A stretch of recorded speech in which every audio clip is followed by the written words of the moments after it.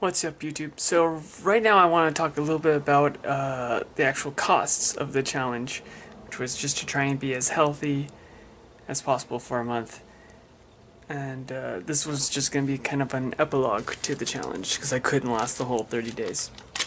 So I shopped mainly at Sprouts, which is an organic food store, and it ended up costing me, let's see, there's 50 there. That's about 100, 150, 200. So 350 for a month for that. And then the chiropractor was 50, so 400. Doctor's visit was 100. The dentist was about 250. So 750 about. And I did the gym a couple times, so that was 40. New clothes, haircut. I think in total it probably cost me about $800 for the whole week. And not all of it was completely health related, more just self-image related. And like I said, I couldn't even do everything I wanted to do. But I just wanted to kind of say that, like, while it's imagined that, like, it's just a lifestyle choice, there are a lot of costs and associated with trying to be as healthy as possible. So, like, trying to get, if they say that you want to drink milk, goat's milk is so much more healthier for you, but it's also 4 times the price. So a half gallon of goat's milk was $9 versus $3 for organic regular milk, half gallon. And I mean, you can get half gallons even cheaper than that for like $2. So that's just that alone is one thing. Like, if you want to get anything that's whole grain, multigrains, they charge more. And they charge more for one, because it's harder to make, because the demand isn't as high, but also because, they can. It's kind of viewed as like a specialty product. And so because not as many people buy it, it's not mass produced, then it's considered a specialty item, so it's charged more. And then let me see if anything else particular. Yeah, you're supposed to eat fish, but fish and shrimp are always way more expensive than beef. Ground turkey, which is actually much more, which is better for you, is actually about cheaper or the same price, usually a little cheaper actually, than red beef, which is delicious, but also not as good for you in large amounts. So, like, yeah, I think just I would say that what I learned is to just kind of try, and then you kind of find things that you like that are some things even cheaper, like some of the home cooked things. Like, if you don't have to buy everything organic, but some things are seasonal, so sometimes you can get a pound of strawberries for like $1, bananas for 50 cents a pound, and it's much cheaper.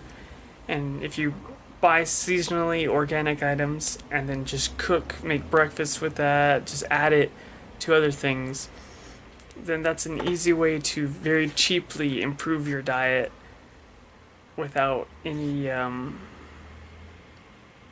without raising the costs as much as if you wanted to just go to Sprouts and buy organic things all the time. So, yeah, this is somewhat costly. I didn't even visit as many doctors as I would have liked, but that would have probably added even more money. Like, the dermatologist would have been $300 by itself. That would have put me at $1,000. So I also understand why people go to McDonald's. They've got the dollar menus. Taco Bell has the dollar menus. It's not as healthy for you, but it's cheaper and it's convenient. So there is also that to think about. There's not really much cheap. Like, if you want it to be cheaper, then you gotta cook it at home. But if you don't have time to do that for whatever reason, you work 2 jobs, then you're just gonna naturally end up living an unhealthy life, or having an unhealthy diet. So it's not always a choice. It's not always as black and white as just living a healthier lifestyle. It's also time management and just trying to find the what you can do that's healthy, like things that you like carrots dipped in hummus. I would have never guessed, but that's actually kind of a snack that I ended up liking that I'll probably keep. So just the small things. And so usually like in a month I'll spend maybe $100, $200 for groceries. I shop at the 99-cent store, not very health conscious really, but it's cheaper. And so this month, just particularly groceries for food, I spent over 3 times more for organic things. And so I think the best idea is to kind of have an in between. So there'll be some things that I buy that weren't that expensive from the organic store. So like whole wheat tortillas, I enjoyed. I mean, I could get the 10 pack from the dollar store for $1 or $3 for the 10 pack for the whole wheat. But in the long run, $2 more, I don't know if I think it's not as bad as other things. I think that's actually a change I could probably make. Getting the multigrain bread instead of the dollar bread from the store, getting the multigrain tortillas, buying pounds of the brown sugar from the not sugar, brown rice from like just scooping it into the bag and buying it that way. So small changes like that, which aren't even an effort, and I've liked them just as good or even better than the other buying it super cheap. So I think in the whole, or in total, this was an interesting experience and good. Probably won't exercise every day like I was.